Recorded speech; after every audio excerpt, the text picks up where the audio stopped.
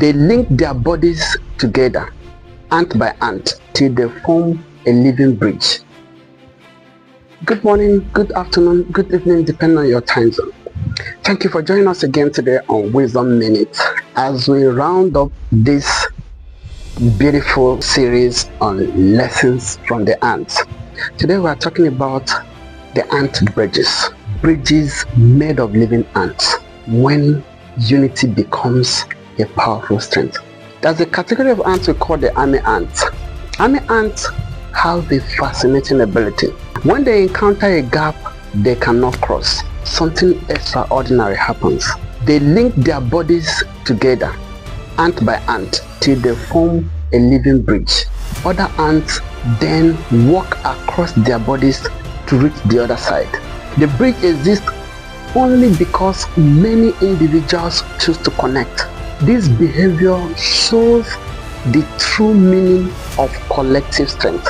Though each ant is tiny, together they solve problems that seem impossible. In life, the greatest achievements often come from cooperation. Communities, teams, partnership. Cooperation is very, very important.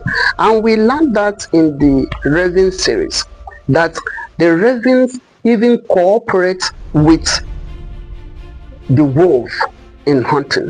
You see, competition is good, but life is not always about competition. Cooperation is very, very important. Without cooperation, there will be a lot of problems because nobody is an islander. And as social beings, if there's one skill we must master, is how to cooperate. And we are learning that from the ant today. Imagine building bridge with their body for the good of the collective. When individuals connect their strength, barriers become bridges. The ant reminds us that unity can create solutions that no individual can build alone. I hope you've gained some valuable lessons from the ant.